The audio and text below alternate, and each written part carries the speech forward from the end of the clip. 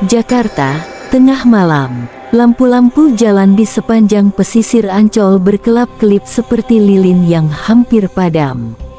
Ombak memecah ke dinding beton jembatan tua, menimbulkan suara lirih yang seperti rintihan perempuan menangis. Orang bilang, setiap kota punya rahasianya sendiri. Dan di kota ini, rahasia itu bersembunyi di bawah air laut yang tak pernah benar-benar tenang. Kau tahu kenapa laut di sini jarang sepi? Tanya seorang penjaga malam tua kepada pengunjung yang baru datang. Karena ada yang menunggu di bawah jembatan. Tak ada yang berani menjawab. Sebab mereka tahu, kisah itu bukan sekadar cerita rakyat. Bukan pula sekadar legenda untuk menakuti anak kecil. Di antara kabut, sering terlihat bayangan seorang gadis. Bergaun merah, rambut panjang menutupi wajah, berdiri di tepi jembatan. Terkadang tersenyum, terkadang menangis. Namun yang paling menakutkan, kadang ia memanggil nama seseorang. Nama yang hanya diketahui oleh orang yang mendengarnya. Mereka bilang dia korban dari masa lalu.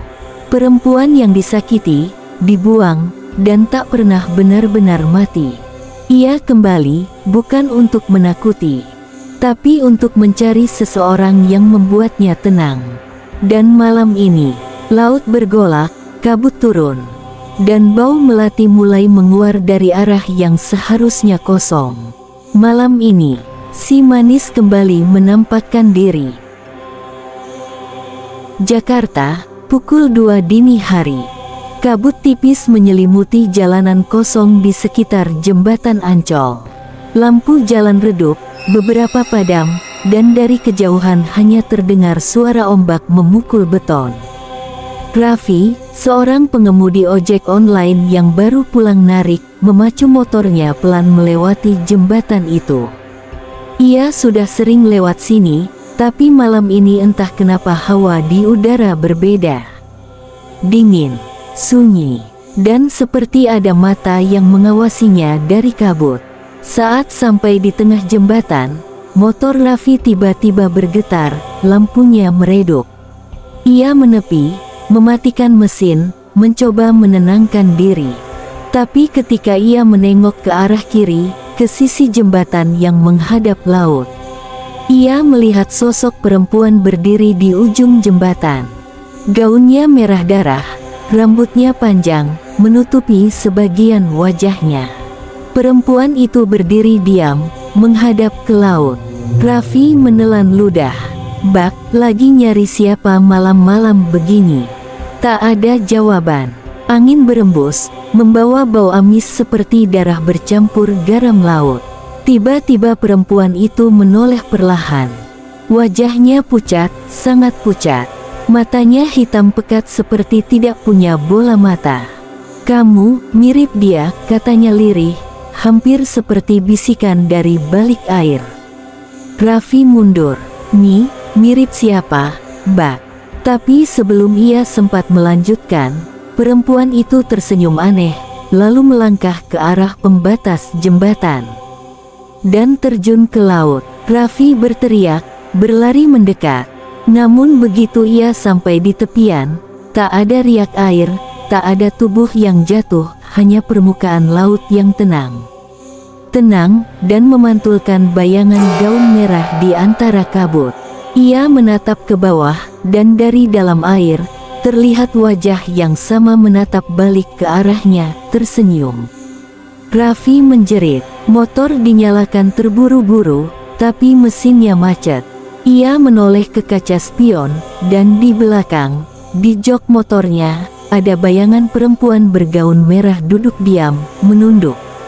Sejak malam itu, hidup Raffi tak pernah sama lagi. Ia sering bermimpi berada di jembatan yang sama, tapi dalam mimpi itu jembatan selalu berubah menjadi jalanan basah dengan air mengalir di atasnya. Dan di ujungnya, selalu ada gadis bergaun merah yang berbisik, "Tolong aku belum selesai." Sudah 3 malam Raffi tidak bisa tidur dengan tenang.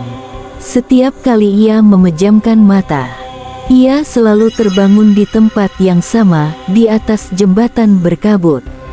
Dan di ujung sana, perempuan bergaun merah itu menatapnya sambil tersenyum. Suatu pagi, ia memutuskan untuk mencari tahu. Raffi pergi ke warung kopi dekat Ancol, tempat para sopir dan warga sering berkumpul. "Bang, lo sering lewat jembatan Ancol nggak?" tanya Raffi. Salah satu sopir tua, Pak Sardi, menatapnya lama. "Kenapa? Jangan bilang lo lihat dia semalam." Raffi langsung terdiam. "Dia siapa, Pak?" Pak Sardi menurunkan suaranya. "Si manis. Udah puluhan tahun katanya gentayangan di situ.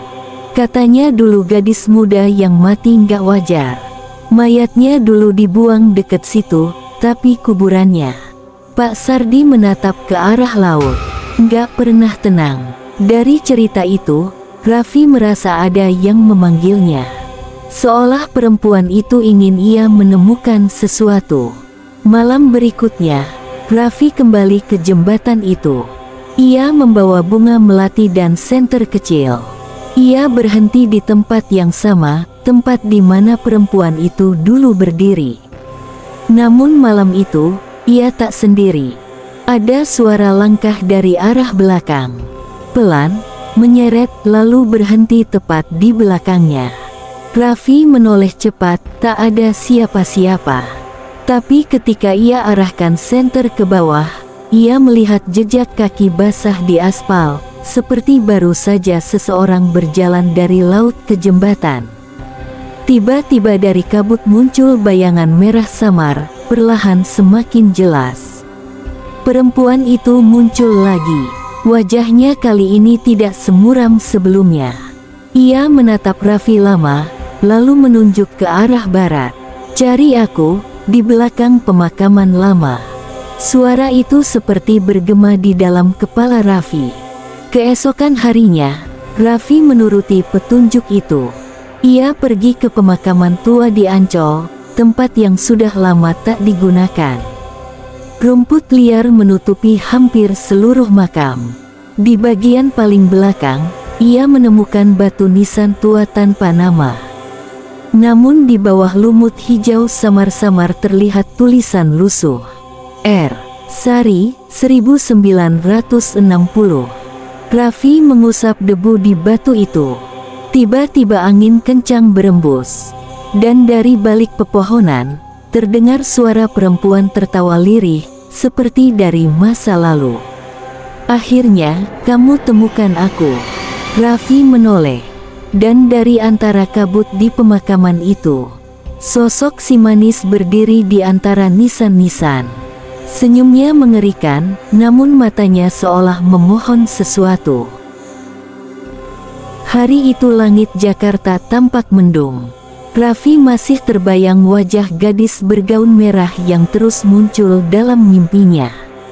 Ia merasa semakin hari, sosok itu bukan ingin menakuti, tapi seperti ingin menceritakan sesuatu yang belum selesai. Raffi kembali ke pemakaman tua Ancol. Kali ini ia membawa kemenyan dan bunga 7 rupa, berharap bisa berkomunikasi dengan arwah itu lewat cara tradisional. Seorang kuncen tua yang tinggal di sekitar sana mendekatinya. "Ngapain, nak, bawa-bawa bunga ke belakang sana?" Raffi menjawab hati-hati, "Saya cuma mau berdoa buat almarhumah R. Sari, Pak." Mata kuncen itu langsung berubah tajam. "Nama itu, jangan sembarangan disebut. Dia bukan sembarang arwah." Raffi terdiam. Kuncen itu lalu duduk di dekat nisan yang sama, menatap jauh ke arah laut. Dia dulu gadis cantik yang kerja di tempat hiburan dekat pelabuhan. Orang-orang panggil dia Sari Manis karena wajahnya selalu tersenyum, bahkan kalau lagi sedih. Tapi nasibnya buruk, nak. Dia dibunuh karena menolak dijual ke orang asing. Mayatnya dibuang di sekitar jembatan Ancol. Kuncen itu menatap Raffi dengan serius. Arwahnya gak tenang, karena satu hal, gaun merah itu bukan miliknya. Raffi mengerutkan dahi. Maksudnya, Pak, gaun itu dikasih oleh lelaki yang membunuhnya. Dulu warnanya putih, tapi berubah merah karena darahnya sendiri. Raffi terdiam membeku, dan entah kenapa, di telinganya terdengar lagi bisikan lirik. Aku cuma ingin pulang. Malamnya, Raffi bermimpi lagi. Ia berada di masa lalu, melihat gadis muda bergaun putih menari di sebuah taman hiburan tua. Suaranya lembut, tawanya renyah. Namun dari kejauhan, seorang lelaki bertubuh besar memperhatikannya dengan mata penuh amarah. Adegan berubah cepat. Sari berlari di bawah hujan, bajunya berlumur darah. Ia menjerit memanggil seseorang yang tak pernah datang menolong. Aku cuma mau hidup seperti orang lain. Lalu semuanya gelap. Saat Raffi terbangun, tubuhnya basah oleh keringat. Di tangannya, ada setangkai bunga melati layu, dan di ujung kasurnya tampak setetes air merah. Ia tahu, Sari masih bersamanya. Dan apapun yang terjadi, ia kini terikat dengan arwah si manis. Sudah seminggu Raffi tidak bekerja. Setiap malam, sesuatu selalu mengetuk jendelanya jam 2:13. 3 ketukan. Perlahan, tapi ritmenya selalu sama. Awalnya Raffi mengira hanya angin atau ranting pohon. Tapi ketika ia berani membuka tirai, ia melihat bekas tangan berdarah di kaca jendela. Bekas itu muncul begitu saja, basah dan menetes ke bawah.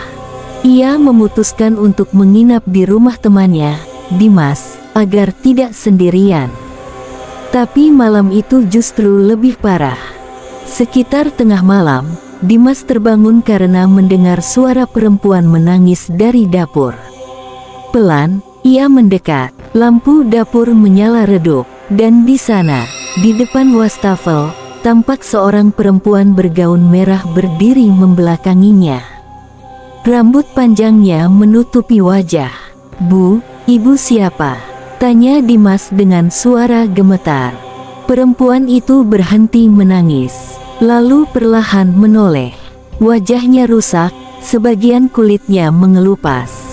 Dan dari matanya menetes air berwarna merah gelap seperti darah beku. "Kembalikan aku ke laut." Dimas menjerit keras. Raffi terbangun, langsung berlari ke arah dapur, tapi sosok itu sudah lenyap. Hanya tersisa genangan air di lantai dan setangkai melati di atas meja. Keesokan paginya, Dimas pindah rumah. Ia menolak bicara tentang apa yang dilihatnya semalam. Raffi kini benar-benar sendirian. Ia merasa si manis bukan lagi hanya arwah yang tersesat, tapi arwah yang ingin menyeretnya ikut ke dunia mereka. Setiap kali ia melewati jembatan Ancol, ada suara tawa kecil dari dalam kabut. Kadang suara itu memanggil namanya. "Raffi, ikut aku, tempatku indah. Tak ada yang menyakiti di sana." Namun dalam sekejap, tawa itu berubah menjadi teriakan panjang yang mengerikan, membuat bulu kuduknya berdiri. Di malam berikutnya, ia bermimpi tenggelam di laut. Dan di bawah sana, Sari menunggunya. Tersenyum dengan wajah rusak, sambil mengulurkan tangan berlumuran darah. "Aku cuma mau kau menemaniku selamanya." Raffi terbangun dengan teriakan, dan dari balik jendela kamarnya, terdengar 3 ketukan lagi, pelan. Tapi kali ini, disusul bisikan, "Kau sudah kutemukan." Pagi itu laut tampak tenang. Namun di balik ketenangan itu, Raffi merasa ada sesuatu yang memanggil dari bawah permukaan air. Suara itu lembut, namun penuh tekanan, seperti bisikan yang menembus pikirannya. "Kau sudah melihat kematianku, Raffi, sekarang lihatlah apa yang terjadi sesudahnya." Sejak malam terakhir, Raffi tak bisa membedakan mana mimpi dan mana nyata. Kadang ia melihat bayangan perempuan di air yang menetes dari keran kamar mandi. Kadang ia mencium bau amis laut padahal ia sedang berada jauh dari pantai. Ia tahu satu hal, kutukan si manis sudah menempel di dirinya. Suatu sore, Raffi mendatangi pelabuhan tua di Ancol. Di sana ia bertemu dengan seorang penjaga dermaga bernama Pak Darto, pria berumur dengan mata sayu. Begitu Raffi menyebut nama Sari, wajah Pak Darto langsung berubah pucat. "Lo jangan main-main, nak, nama itu tabu disebut di sini." Raffi mendesak, "Tapi saya harus tahu siapa dia sebenarnya." "Dia muncul setiap malam." Pak Darto menatap ke laut, lalu berkata lirik, "Dulu, waktu saya muda, saya kerja di hiburan malam dekat sini. Sari itu gadis baik, tapi banyak laki-laki jahat ngincer dia. Satu malam, dia dibawa paksa ke kapal oleh orang suruhan bosnya.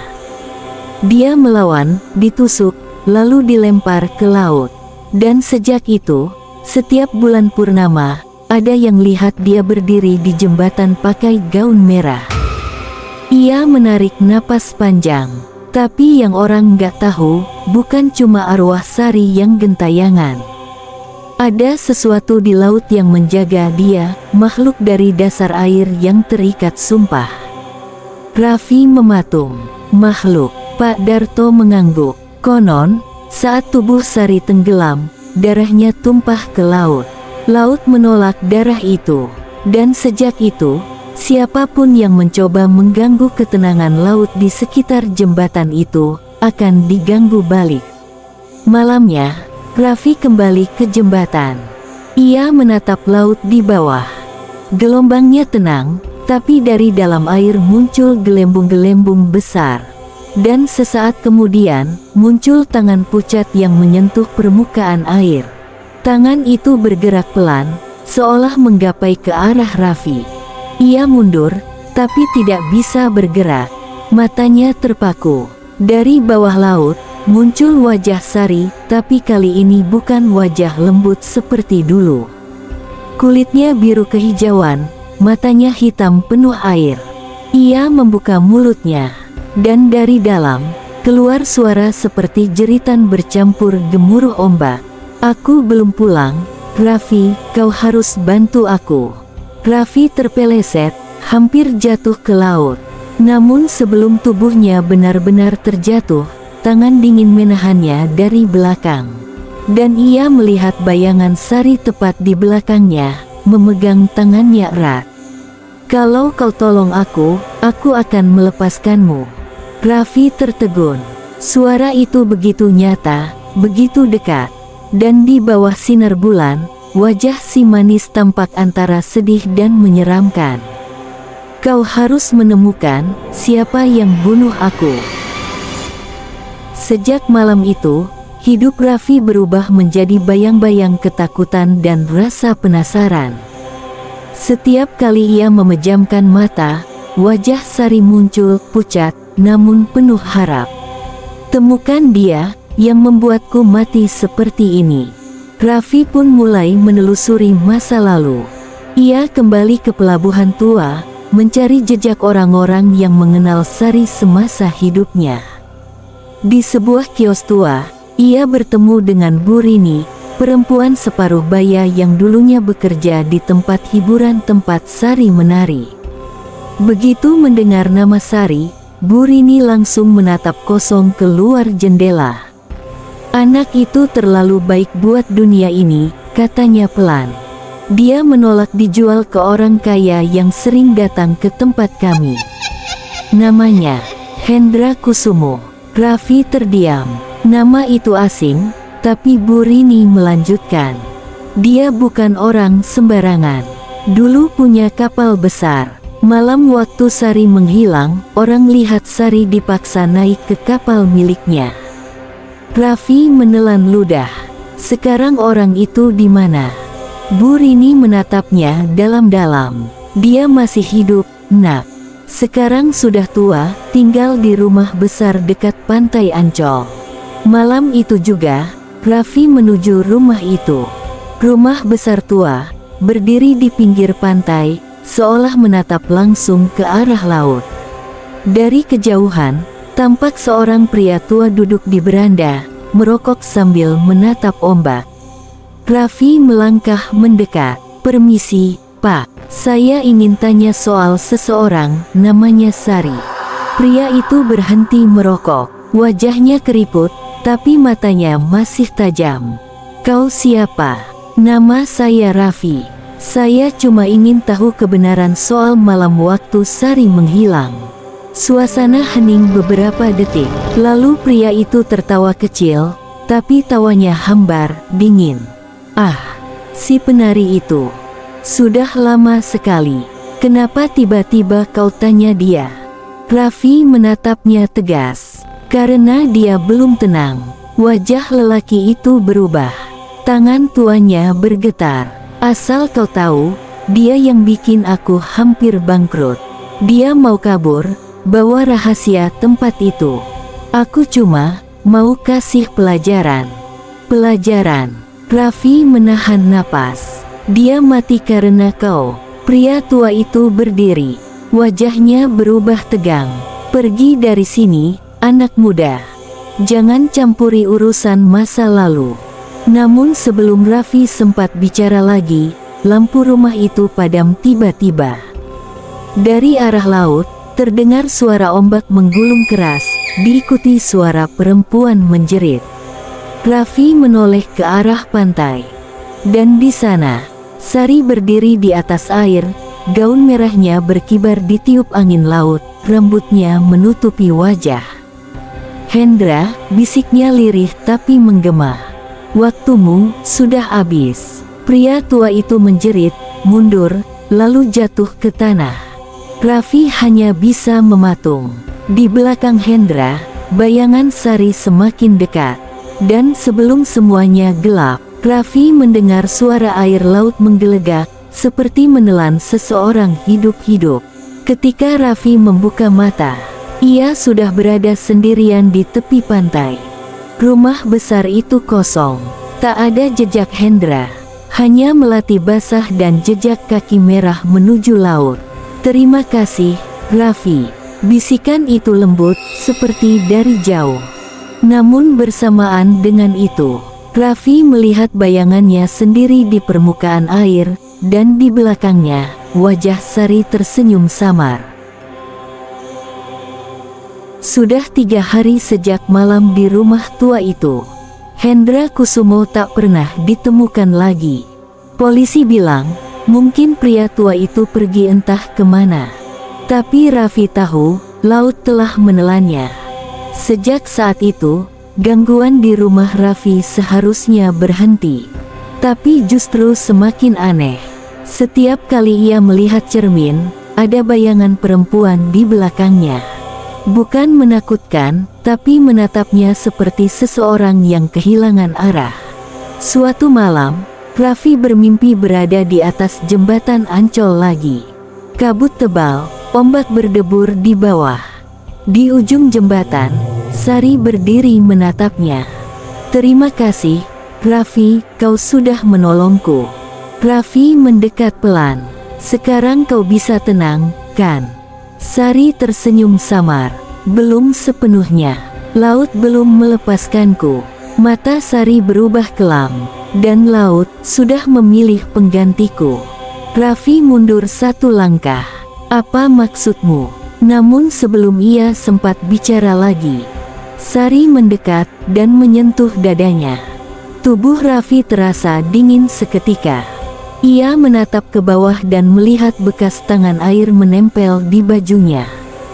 "Kau sudah terikat padaku, Raffi. Aku dan kau sama-sama terperangkap di sini." Raffi terbangun dengan napas tersengal. Keringat dingin membasahi seluruh tubuhnya. Ia menatap ke jendela, dan di luar, di antara kabut tipis, terlihat Sari berdiri, menatapnya dengan mata kosong. Keesokan paginya, ia pergi ke jembatan untuk terakhir kali. Langit mendung pekat, air laut bergolak meski angin tenang. Raffi berdiri di tempat yang sama di mana pertama kali ia melihat Sari. Ia menunduk ke laut dan berkata lirih, "Aku sudah lakukan semua yang kau mau, sekarang lepaskan aku." Tak ada jawaban. Namun dari balik ombak, muncul bayangan wajah Sari. Tersenyum lembut tapi matanya basah. "Aku tak bisa. Kau sudah bagian dari kisahku." Tiba-tiba angin berhembus kencang. Suara ombak semakin keras, seperti berteriak memanggil. Di bawah jembatan, tampak bayangan dua sosok berjalan di permukaan air. Satu bergaun merah, satu lagi berjaket hitam. Sari menatapnya dari bawah, lalu berkata lirih, "Kisah ini tak akan berakhir di aku. Akan ada yang lain, selalu ada." Malamnya, berita tersebar di media. Seorang pengendara ditemukan tidak sadarkan diri di jembatan Ancol. Motor terparkir rapi, tapi pengemudinya pingsan di pinggir pembatas. Di kaca spion motornya, ditemukan bekas tangan perempuan. Dan di sekitar lokasi, warga mencium bau melati yang kuat. Sebagian bilang, itu tanda si manis muncul lagi. Namun beberapa bersumpah melihat dua bayangan berjalan berdampingan di atas jembatan, lalu menghilang ke kabut laut. Hujan deras mengguyur Jakarta malam itu. Jalanan di sekitar Ancol sepi, hanya suara ombak dan petir yang bersahutan. Raffi berdiri di atas jembatan, tubuhnya basah kuyup, pandangannya kosong menatap laut yang bergolak. "Aku nggak bisa terus begini, Sari," katanya lirih. "Aku cuma manusia biasa." Dari tengah kabut, samar-samar terdengar suara langkah kaki, langkah pelan seorang perempuan. Gaun merah panjangnya berkibar terkena angin. Sari muncul, kali ini wajahnya terlihat tenang, tidak lagi rusak, tapi mata itu masih menyimpan kesedihan mendalam. "Kau satu-satunya yang bisa melihatku apa adanya, Raffi." Raffi menatapnya. "Aku hanya ingin semuanya selesai. Kau sudah tenang, kenapa aku masih diburu bayanganmu?" Sari tersenyum kecil, namun senyum itu terasa pahit. "Laut belum menerimaku, dan sampai laut memaafkan darahku, seseorang harus menggantikanku." Suara petir menggema. Raffi melangkah mundur. "Jangan bilang, kau mau aku." "Aku tidak mau kehilanganmu, Raffi," bisik Sari. "Kau satu-satunya yang memanggilku bukan dengan takut, tapi dengan iba." Raffi gemetar. Ia ingin lari, tapi tubuhnya seolah tak bisa bergerak. Dari bawah jembatan, ombak menggulung tinggi, menelan udara malam dengan suara menggelegar. Bau melati memenuhi sekelilingnya. "Sari, tolong lepaskan aku." Perempuan itu menatapnya lama.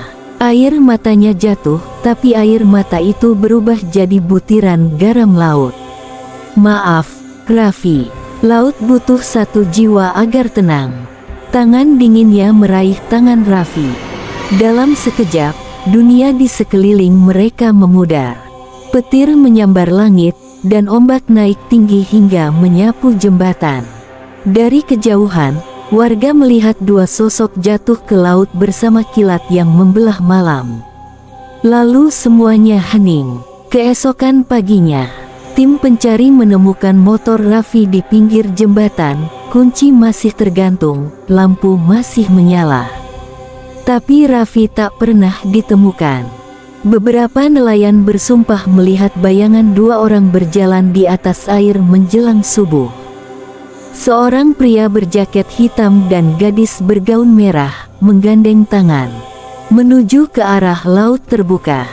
Dan sejak malam itu, tak ada lagi penampakan si manis di jembatan Ancol. Namun kadang, ketika kabut turun di tengah malam, warga mendengar dua suara tertawa pelan di antara deburan ombak, dan aroma melati yang datang entah dari mana. Cinta kadang bukan tentang hidup bersama, tapi tentang mati bersama. Sudah bertahun-tahun berlalu sejak malam ketika Raffi menghilang di jembatan Ancol. Jembatan itu kini terlihat biasa saja bagi kebanyakan orang. Lampu jalan terpasang rapi, kendaraan lalu lalang, dan pengunjung Ancol sibuk bersuah foto di pinggir laut. Namun bagi mereka yang tahu ceritanya, jembatan itu bukan sekadar beton dan baja, melainkan penanda batas antara dunia yang terlihat dan yang tersembunyi. Konon, setiap malam Jumat Kliwon, jika kau berhenti di tengah jembatan saat kabut turun, kau akan mencium aroma melati yang samar. Tak lama kemudian, akan terdengar suara langkah kaki perempuan di belakangmu, pelan, tapi pasti semakin dekat. Jika kau menoleh, hanya ada kabut. Namun jika kau tidak menoleh, kau mungkin merasakan tangan dingin menggenggam jemarimu. Mereka bilang itu Sari, dan pria yang berdiri di sampingnya adalah Raffi, yang kini menjadi penjaga antara dunia manusia dan roh laut. Orang-orang tua di sekitar Ancol masih berpesan, kalau lewat jembatan itu malam-malam, jangan panggil nama siapapun, karena bisa jadi yang menjawab bukan manusia. Beberapa supir taksi dan ojek online mengaku pernah menjemput seorang penumpang perempuan berhias gaun merah yang meminta diantarkan ke ujung jembatan. Tapi saat mereka menoleh untuk menanyakan ongkos, kursi belakang kosong, hanya ada bau melati dan jejak air laut. Dan setiap kali hujan turun deras seperti malam itu, gelombang laut di bawah jembatan beriak aneh, seolah menyimpan bisikan dua nama yang tenggelam bersama waktu, Sari dan Raffi. Mereka bukan sekadar legenda, mereka adalah ingatan yang ditinggalkan laut. Dan selama jembatan itu berdiri, kisah si manis dari jembatan Ancol akan terus hidup, menunggu jiwa-jiwa penasaran yang berani menatap kabut dan bertanya, siapa yang sebenarnya masih di sini? Hujan telah reda. Kabut perlahan naik dari permukaan laut, menutupi jembatan yang kini sepi tanpa satu pun kendaraan lewat. Namun di tengah keheningan itu, terdengar sesuatu. Suara langkah lembut, seperti kaki perempuan bersepatu hak tinggi yang menyentuh aspal basah. Seorang penjaga malam yang berjaga di pos dekat jembatan mengaku melihatnya. Sosok perempuan bergaun merah berdiri di tepi, rambutnya panjang terurai, wajahnya samar dalam kabut. Ia menatap laut, lalu berbisik pelan, "Aku sudah pulang." Lalu hilang, ditelan kabut dan angin laut. Sejak malam itu, tidak ada lagi penampakan yang jelas. Namun setiap kali hujan turun di sekitar Ancol, bau melati masih tercium di udara. Dan suara tawa lirih kadang terdengar terbawa angin dari arah laut. Mereka bilang, jembatan itu sekarang menjadi batas dua dunia, antara mereka yang hidup dan mereka yang menunggu. Dan siapapun yang lewat tengah malam, jangan pernah berhenti di tengah jembatan. Jangan menoleh ke belakang saat mendengar suara memanggil namamu, karena mungkin yang memanggil bukan manusia. Si manis tak pernah pergi. Ia hanya menunggu giliran siapa yang berani menatap matanya lagi. Legenda tak mati. Ia hanya berubah bentuk, menjadi bayangan, menjadi suara, menjadi kenangan yang terus hidup di malam yang basah.